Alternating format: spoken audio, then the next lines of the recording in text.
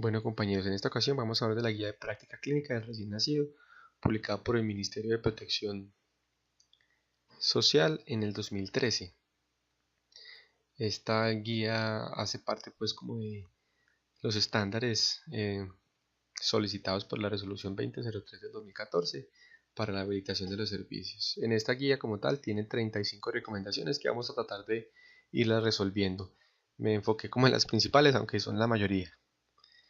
La primera y principal recomendación pues, se enfoca como el tema de la historia clínica, hacer un adecuado registro de historia clínica de la materna e incluso refieren o recomiendan hacer una historia clínica antes de que el recién nacido nazca como para tener identificados los factores de riesgos y qué equipo o insumos podría yo necesitar para la atención adecuada en sala de partos. Una segunda o tercera recomendación, en el recién nacido a término sin factores de riesgo se recomienda el pinzamiento tardío de cordón umbilical. Recordando que el pinzamiento tardío debe hacerse después del segundo o tercer minuto de vida o hasta cuando el cordón deje de pulsar. Es importante recalcar que un pinzamiento tardío lo que va a hacer es prevenir como tal la anemia materna, pero puede en ocasiones aumentar la probabilidad de que necesite fototerapia después del nacimiento. Se preguntan entonces cuál es la secuencia de atención del recién nacido sin factores de riesgo, cuál es la mejor secuencia. Ellos definitivamente dicen que no hay evidencia pues proveniente de estudios clínicos que puedan decir cuál es la escala o cuál es la secuencia. Sin embargo, pues el consenso de expertos sí coincide como en esos aspectos básicos que vamos a tratar de revisar en este momento. Esta es la secuencia que ellos plantean. Lo que plantean es que en el primer minuto, en la primera mitad de ese primer minuto se debe hacer el secado del bebé, remover pues cualquier humedad, cubrir adecuadamente el bebé e iniciar el conteo del tiempo. Empezar la evaluación del tono, respiración, frecuencia cardíaca, lo que conocemos como cerca muy parecido pues al Apgar, y empezar a evaluar y ir tomando decisiones. Si está jadeando o no, o si está respirando o no, perdón, abra la vía aérea, dele 5 respiraciones con ambú y considere monitoreo de saturación de oxígeno. Reevalúe nuevamente y si no aumenta la frecuencia cardíaca, busque movimientos del tórax. Si el tórax no se mueve, revise la posición de la cabeza, considere control de la vía aérea por 2 personas y otras maniobras con ambú y considere monitoreo de saturación de oxígeno. Busque respuesta. Si no mejora la frecuencia cardíaca, mire movimientos del tórax. Y cuando el tórax ya está en movimiento, si no hay frecuencia cardíaca o está baja, es decir, por debajo de 60 por minuto, inicie compresiones de tórax, 3 compresiones por cada respiración. Nuevamente reevalúe la frecuencia cardíaca cada 30 segundos. Si la frecuencia cardíaca no es detectable o nuevamente está por debajo de 60 minutos, considere acceso venoso y medicamentos. Esa es como tal la secuencia que ellos plantean que es de la mejor manera.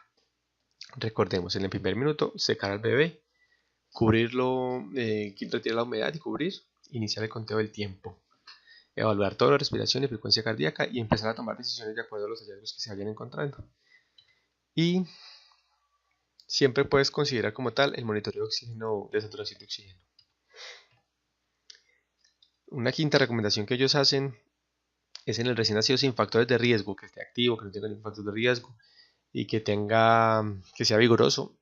No se recomienda como tal hacer la succión de vía aérea superior, pues en ocasiones puede generar traumas y no ha demostrado que tenga un desenlace positivo en el recién nacido. Bueno, la pregunta 6 y 7 van muy de la mano. En la pregunta 6, ¿cuándo y cómo se valora la reactividad del recién nacido? Y la pregunta 7, ¿cómo y cuándo se valora si hay dificultad respiratoria? Aquí como tal no hay evidencia pues de estudios clínicos nuevamente que digan cuál es, pero el consenso de expertos dice que estas dos escalas están bien. La escala de Apgar para valorar la reactividad y la de Silverman-Anderson para valorar la dificultad respiratoria. El cuándo será entonces la Apgar al primer 5 minutos y el Silverman y Anderson a los 10 minutos. Lo que sí queda claro igualmente es que la escala de Apgar no se emplea como tal para guiar la reanimación. Se emplea principalmente la secuencia pues, que vimos ahorita, la secuencia que vimos ahora en la recomendación 4. Vamos a tratar de recordar un poco lo de la escala de Apgar, aunque yo sé que lo tienen claro, igualmente la escala de Silverman-Anderson. Como dato curioso que yo realmente no conocía, la escala de Apgar se la inventaron en 1952 una doctora llamada Virginia Apgar, anestesióloga obstetra, que lo propuso como tal para valorar la influencia de la anestesia materna en el recién nacido. Dato curioso, yo realmente no lo sabía. Recordemos que el Apgar lo que trata es dar una puntuación de acuerdo a los hallazgos. La primera sería la apariencia o el color, si tiene cianosis central, periférica o si está completamente rosadito. El pulso, si no tiene pulsos, si el pulso está por debajo de 100 latidos por minuto o si está por encima de 100 latidos por minuto. Los gestos o los reflejos o la respuesta pues al estímulo. 0 si no hay un estímulo, una respuesta al estímulo. 1 cuando hay una respuesta débil pero la existe. Y ya en el segundo es cuando hay movimientos vigorosos francos en el paciente. La A, que es la actividad o el tono muscular, si está flácido, si al menos tiene alguna extremidad de flexión o si hay un tono muscular pues bien establecido. Y la R, que sería la de la respiración o el esfuerzo respiratorio. 0 en el que no está respirando, 1 en el que está respirando débilmente y 2 en el que la respiración tiene un patrón completamente normal. De acuerdo a esto pues se le da una puntuación a la sumatoria de estos hallazgos y se podrá clasificar de esta manera. Recuerden que se hace al primer minuto y a los 5 minutos, tal y como la secuencia lo contempla. Esta sería la escala de Silverman-Anderson para evaluación de la dificultad respiratoria. Recordemos que se debe hacer a los 10 minutos. Lo primero que se hace como tal es mirar la discordancia toracoabdominal o la concordancia toracoabdominal, en la que la primera pues es un patrón respiratorio normal, tórax y abdomen se expanden igualmente en el momento de la inspiración. En la segunda es cuando hay una discordancia en la inspiración y en la segunda es cuando la discordancia es tanto en inspiración como en expiración. Retracciones externales e intercostales, igualmente como una evaluación. En ausencia, moderado o severo de las retracciones. El aleteo nasal no hay un aleteo nasal, un leve aleteo nasal, un aleteo nasal evidente. Y en el quejido respiratorio en el que no se escucha nada, se escucha con un fonendoscopio o se puede auscultar a distancia. La puntuación va tomando pues una calificación. Claro está que entre más alta está la puntuación, pues definitivamente se podrá pues clasificar como una dificultad respiratoria severa, de acuerdo pues a la escala. La pregunta 8 habla de cómo y cuándo se realiza el examen del recién nacido. Recordemos pues que en base a ello lo primero que hay que hacer es tener una buena historia clínica, que se debe hacer antes de la historia clínica, de la atención del parto, recoger pues con la información de antecedentes maternos, cómo fue la evolución del embarazo. Refieren pues que la realización de ese examen físico debe ser pues inicialmente breve y se debe hacer durante los primeros 50 minutos de vida y durante el contacto piel a piel pues con la madre. Este examen pues busca evaluar la adecuada transición del recién nacido a la vida extrauterina, identificar el género, detectar tempranamente anomalías congénitas y ofrecer información inicial del estado del recién nacido a los padres. Ahora, el examen físico detallado como tal se debe hacer a las primeras 24 horas de vida o antes del egreso. Y no está de más utilizar como una lista de chequeo para verificar que la evaluación haya sido completa. Asegurar pues un tiempo suficiente para que permita evaluar si el recién nacido ha orinado, si ha tenido pues su meconio, si está tolerando la alimentación y poder realizar pues una búsqueda sistemática de las anomalías congénitas. Para ello existe una herramienta pues en la guía de atención integral de las anomalías congénitas. Esta es otra guía que esperemos podamos revisarla más adelante. Durante esta evaluación pues del examen debemos asegurar pues que el paciente esté adecuadamente registrado, identificado con su manilla de identificación. Eso es vital, muy importante y debe estar claro pues como dentro de la guía y dentro del protocolo que debe haber una clara identificación del paciente con los datos. Hablan sobre preparar pues el ambiente, que tenga todos los elementos pues apropiados para el examen clínico, el infantómetro, la báscula, preparar pues todo el ambiente para una adecuada evaluación del recién nacido. Y ahí sí pues como hacer como la evaluación completa del recién nacido. Postulan pues la idea de hacerlo cefalocaudal, de anterior a posterior, pero concretamente la intención es que se haga un examen clínico detallado y sistemático pues del recién nacido. Se invita pues a que se hagan partícipes a los padres durante ese examen clínico, que se puedan responder interrogantes, haya una fluida comunicación, que puedan haber preguntas y haber respuesta pues como tal para ello. Este también es un espacio pues como para realizar consejería del cuidado del recién nacido, enseñarles sobre signos de alarma e identificar si existe insuficiente apoyo familiar o problemas sociales que puedan intervenir con el adecuado cuidado del recién nacido. Todo esto hace parte como de los requisitos para uno, o definir el alta del paciente o definir si es necesario hacerle una remisión a un área hospitalaria o complementaria.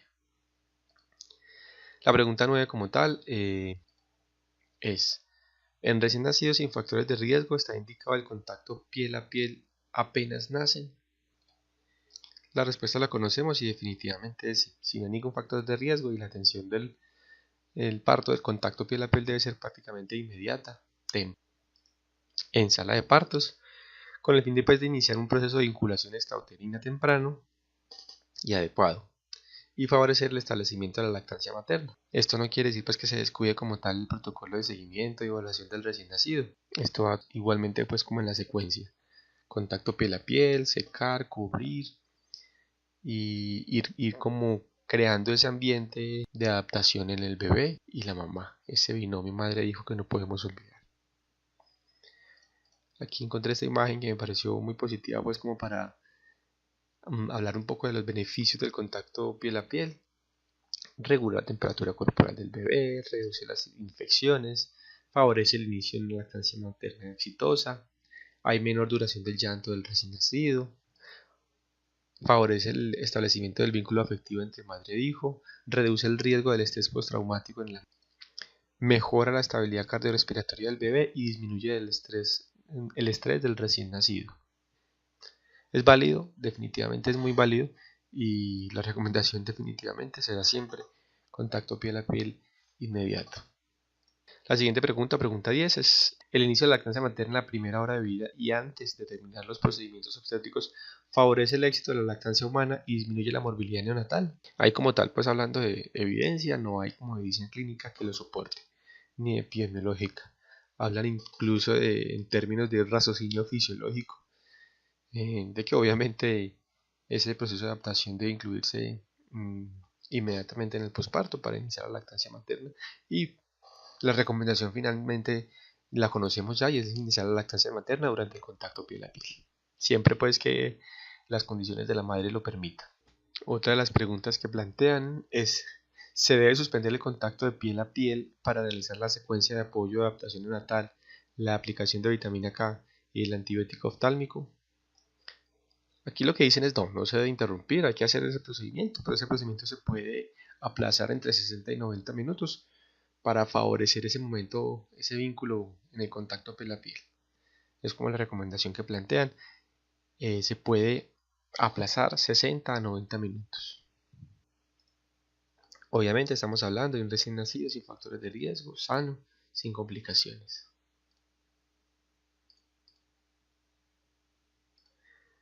Esta es la recomendación puntual del tema de la identificación del recién nacido, colocar inmediatamente después del parto la manilla con su identificación y plantean pues que estas son como las datos básicos que debe tener la manilla: el nombre de la madre, la fecha de nacimiento, si es gemelo número tal, en caso de gestaciones múltiples, el sexo y el documento de identidad de la madre. Recordar pues que es sin tachaduras, que la manilla se ajuste pero no apriete, pero que no se pueda retirar, que la única forma de retirar sea cortándola. En fin, asegurar la identificación del paciente en el posparto con esos datos. Aquí se preguntan, para plantearlo pues como en recomendaciones en la guía, si en el recién nacido sin factores de riesgo, ¿cuáles son los beneficios de la lactancia con leche humana, la lactancia materna? Lo puntualizan de esta manera: disminución de la incidencia de mortalidad por enfermedad diarreica aguda y por otras causas infecciosas, disminución de la incidencia en el recién nacido, otitis media aguda, enfermedad diarreica aguda, obesidad, y disminuye obviamente la incidencia de hospitalizaciones por infección respiratoria y asma. Y en la madre se ha demostrado que disminuye el riesgo de cáncer de seno, cáncer de ovario y diabetes tipo 2. Recordando obviamente que la lactancia materna debe ser exclusiva hasta los 6 meses. Entendiendo pues que después de los 6 meses debe continuar con lactancia materna más pues la alimentación complementaria hasta el primer año. Es como tal la recomendación. Más adelante, si la madre lo desea, lo podría. Y la pregunta número 14 habla como tal de las contraindicaciones. ¿Cuándo evitar pues la lactancia materna? Cuando la mamá esté en tratamiento con cáncer y esté recibiendo radioterapia o quimioterapia, cuando sea un paciente seropositivo, lo conocemos pues como dentro del protocolo de transmisión materno-infantil, o si está expuesta o está consumiendo alguna sustancia radiactiva. Medicamentos puntuales que ellos colocan aquí: amiodarona, quimioterapéuticos, drogas psicoactivas, ergotamina, bromocriptina y dosis altas de povidona y soluciones yodadas, metrotexate, litio, radioisótopos y tetraciclina. Esas son puntualmente las infecciones, los medicamentos que ellos colocan en la guía. Ahora, ¿cuándo se recomienda no suspenderla? Si está tomando analgésicos como el acetaminofén, la aspirina, ibuprofeno y dosis ocasionales de morfina. Antibióticos como la ampicilina, la amoxicilina, oxacilina y otras penicilinas. Eritromicina, medicamentos antituberculosis, antileprosos, medicamentos antipalúdicos, antihelmínticos y antifúngicos. Broncodilatadores como el salbutamol, corticoides, antihistamínicos y antidáceos. Medicamentos para la diabetes y antihipertensivos y suplementos nutricionales de yodo, hierro y vitamina. En estas ocasiones se recomienda no suspender. Habría que hacerle como tal un seguimiento al recién nacido durante el consumo de estos medicamentos por parte de la madre. La recomendación número 15. En esta plantean que si la madre tiene antecedentes de alergia, si así es, debería llevarle una fórmula láctea que prevenga pues el desarrollo de alergias. Definitivamente no, se recomienda administrar la leche materna sin ninguna contraindicación y no se recomienda iniciar como tal fórmulas hidrolizadas, pues no se ha demostrado que si la mamá tenga alergias, historia pues de alergias, las vaya a desarrollar el bebé y que ello requiera entonces un manejo especial para las alergias en el bebé. En cuanto pues a la dieta, la pregunta número 16 hablan sobre las ventajas pues de la lactancia libre demanda o con un horario establecido. Definitivamente refieren no es necesario que usted tenga un horario y tenga unas restricciones en la dieta. No, a libre demanda lo que más o menos equivaldría entre 80 y 12 amamantadas al día en las 24 horas. En la pregunta 17 tratan de puntualizar las recomendaciones para una adecuada técnica de amamantamiento, y los indicadores de un buen agarre son una boca abierta, que la boca cubra la menor porción de la areola por debajo de la barbilla y la mayor porción de la areola arriba del pezón, que la barbilla debe tocar siempre el pecho, que el lado inferior debe quedar evertido y que la nariz del recién nacido debe quedar libre. 5 puntos para indicar un buen agarre. Los indicadores entonces para una alimentación con éxito: ver y oír cuando el recién nacido deglute, una succión rítmica y sostenida, brazos y manos relajados, una boca húmeda y pañales empapados o pesados que debe orinar mínimo 4 veces al día. Son los indicadores de una alimentación con éxito. En la pregunta número 18 puntualizan si se debe como tal restringir el uso del chupo de entretención. Definitivamente no se recomienda el uso de chupo, pues no se ha demostrado que tenga ningún efecto benéfico. Y todo lo contrario, se asocia a un efecto negativo en la duración de la lactancia materna.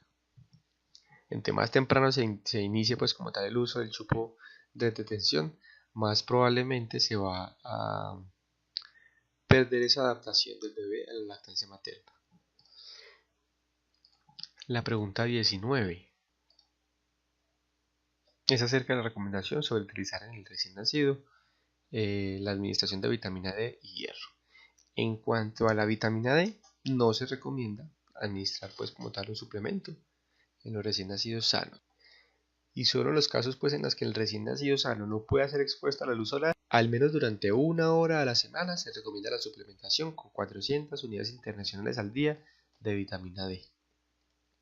Con relación al hierro, sí tienen pues como dos escenarios. Y es el caso de una madre con un estado nutricional subóptimo y el caso de una madre con un estado nutricional óptimo que tengan la disposición pues o la posibilidad y que estén planeando pues como tal la lactancia materna. Es decir, si va a haber lactancia materna y usted tiene un estado nutricional subóptimo, desde el nacimiento inicia aporte con 1 miligramo por kilogramo de vida de hierro elemental, hasta que se introduzca la alimentación complementaria adecuada, que será entonces el 6º mes. Y si usted es una madre con un estado nutricional óptimo, se recomienda esa suplementación a partir de los 2 meses de edad, nuevamente hasta que se introduzca la alimentación complementaria. Ahora, si usted es una madre que independientemente de su estado nutricional no va a poder lactar por X o Y motivo, no se recomienda como tal dar un aporte nutricional de hierro adicional, pues estas fórmulas lácteas por normatividad ya tienen el aporte necesario para los bebés. La pregunta número 20. En recién nacidos sin factores de riesgo, ¿cuál es el método más seguro para ligar el cordón? Aquí como tal dicen que pues definitivamente se debe ligar el cordón de una forma aséptica y fácil de utilizar, y que pueden ser pinzas plásticas o cintas umbilicales. Ahí no hay como tal una recomendación puntual. Aquí la pregunta 21 y 22 se enfocan en el uso de la vitamina K. La primera, la 21, pues es el beneficio que tenemos pues a utilizar la vitamina K para disminuir la enfermedad hemorrágica neonatal. Y aquí entonces hay evidencia suficiente para recomendar el uso de vitamina K para prevenir la enfermedad hemorrágica temprana del recién nacido. Y en el cuándo se debe aplicar está en esos 60-90 minutos que tenemos de tiempo para permitir el contacto piel a piel. Es decir, después del periodo neonatal temprano y el contacto neonatal, se debe aplicar la vitamina K. Inmediatamente tengamos esa oportunidad, luego de haber facilitado el contacto piel a piel, ese vínculo con la madre. Y si hay alguna diferencia o no entre el uso de la vitamina K oral o intramuscular, realmente dicen que no. No hay ninguna diferencia, se puede utilizar cualquiera de los dos esquemas. La pregunta 23, ¿está indicado el uso rutinario de profilaxis oftálmica? La respuesta definitivamente sí. Y existen varias opciones: nitrato de plata al 1%, eritromicina al 0.5% y la povidona yodada o la yodopovidona al 2.5%. Todas son igualmente efectivas contra la oftalmia neonatal. Cuando tenemos sospecha de que puede haber una oftalmia por gonococo, la recomendada principalmente será la yodopovidona al 2.5% como primera elección. En esta, ya sea gonococo o Chlamydia trachomatis, pues sospecha de que se pudiese generar una oftalmia por ello, la recomendación será siendo la yodopovidona al 2.5% como primera elección. La pregunta número 25 se enfoca pues en el esquema de vacunación del recién nacido. La recomendación puntual pues como punto de buena práctica es hacerle cumplimiento pues a la norma vigente en Colombia, y es que en las primeras 12 horas se debe administrar la BCG y la vacuna inactivada para hepatitis B. Pregunta número 26. En recién nacidos a término y aparentemente sanos, ¿cuáles son las indicaciones de tomar hemoclasificación al nacer? La recomendación es puntual y es que se debe tomar muestra sanguínea del cordón, vena umbilical por punción, evitando contaminación con sangre materna, para hemoclasificación en recién nacidos cuyas madres tengan grupos sanguíneos O o RH negativos. Es decir, desde la guía de práctica clínica solamente será necesario cuando tengamos madres que tengan un grupo sanguíneo O o RH negativo, que es en los que podría presentarse algún tipo de complicación. Recordemos pues que la técnica debe ser tomar la muestra de la vena umbilical y hacer una buena higiene del cordón umbilical y evitar la contaminación con la sangre materna. Este es un punto de buena práctica para evitar tantas discordancias que se han presentado con los laboratorios en muchas ocasiones. Esta pregunta número 27 se enfoca al paciente ictérico en menos de 24 horas, pues en las primeras 24 horas. Que si esto se asocia pues como a un mayor riesgo, y si requiere como tal algún estudio o un tratamiento complementario. En esta la recomendación como tal, francamente, es que en las primeras 24 se haga una adecuada evaluación de la aparición de la ictericia neonatal y en caso de que se detecte, se hagan exámenes complementarios para el estudio, la bilirrubina y si hay hiperbilirrubinemia. A expensas pues de la bilirrubina indirecta, se debe iniciar la fototerapia. Se recomienda evaluar la presencia del tinte ictérico en todos los encuentros con el personal médico durante el periodo neonatal y si se encuentra habrá que entonces documentar tanto la intensidad como la extensión para hacer un cálculo aproximado de los niveles de la hiperbilirrubina que puede tener el paciente. Son enfáticos pues en recomendar que se debe hacer pues una búsqueda activa, bajo luz natural y anotar claramente la extensión del tinte ictérico que tenga el paciente. La pregunta número 29 expone pues la necesidad de exponer a la luz solar directa pues por 15 a 30 minutos 2 veces al día durante las 2 primeras semanas de vida, si esto disminuye o no la aparición de ictericia patológica. Como tal, la guía no recomienda que se haga esta exposición, ya que no hay evidencia suficiente que prevenga como tal que esta actividad atenúe la ictericia patológica y todo lo contrario, puede presentar riesgos para el recién nacido, pues ya se ha presentado que genera quemaduras por luz solar. La primera pregunta número 31 trata de responder la necesidad de tamizar la displasia de caderas con radiografía simple de cadera en pacientes que no tengan factores de riesgo ni hallazgos en el examen físico. La recomendación clara es: no se recomienda realizar la tamización siempre y cuando tengamos un recién nacido sano, sin hallazgos clínicos y sin factores de riesgo. La guía como tal plantea unos criterios para el egreso o el alta del paciente en el posparto, pues del área hospitalaria.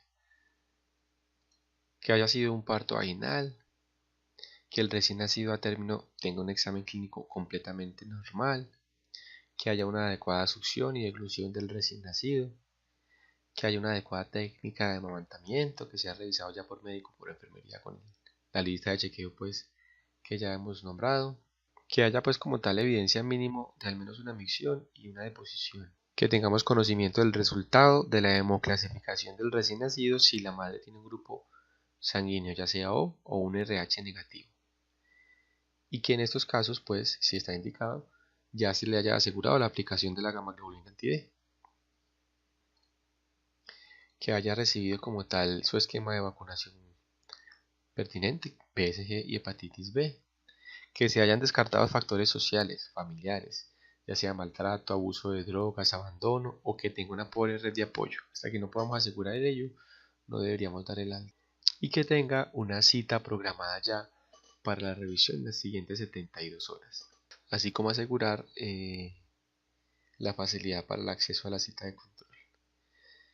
Y además que tengamos como tal el reporte del examen del VIH y la serología, siempre y cuando tengamos la seguridad de que va a haber un acompañamiento en el egreso y que el egreso se dé de manera primordial pues el binomio madre-hijo, siempre contemplando que la condición clínica de la madre igualmente. La pregunta número 32: ¿qué recomendaciones y de qué manera deben recibir los padres antes del egreso hospitalario del recién nacido a término y aparentemente sano?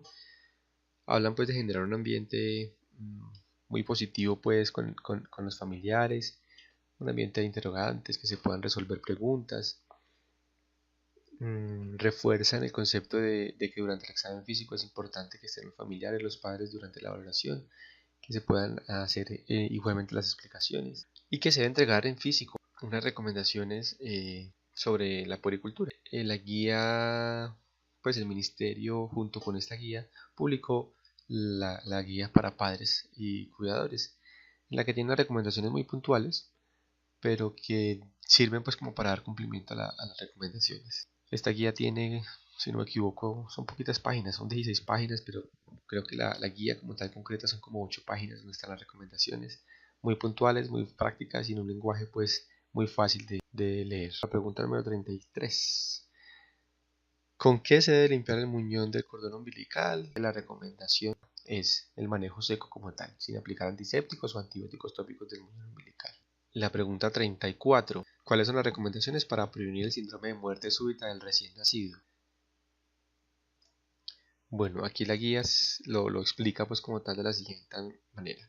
Debe cumplir con las siguientes recomendaciones. Los recién nacidos y lactantes deben dormir siempre sobre su espalda, boca arriba. Deben dormir solos en cuna o una cama de superficie plana y firme. No dormir con la cabeza cubierta por cobijas, telas, bufandas o similares, y debe evitarse la exposición al humo de cigarrillo antes y después del nacimiento. Todo eso pues porque está relacionado con los episodios de muerte súbita en el recién nacido. Y la pregunta número 35 ya va para acabar. Recomiendan como tal que se debe hacer una valoración por médico, preferiblemente un pediatra, a las 72 horas después del nacimiento. Estas son pues las 35 recomendaciones puntuales de la guía de práctica clínica para la atención del recién nacido sano. Igualmente esta vez acá debajo de la descripción del video les voy a dejar el link para la guía de práctica clínica en la página del Ministerio de Salud. El link del IETS donde se pueden encontrar unas herramientas pues como para la evaluación, el seguimiento del control, e igualmente les voy a dejar el link para la evaluación.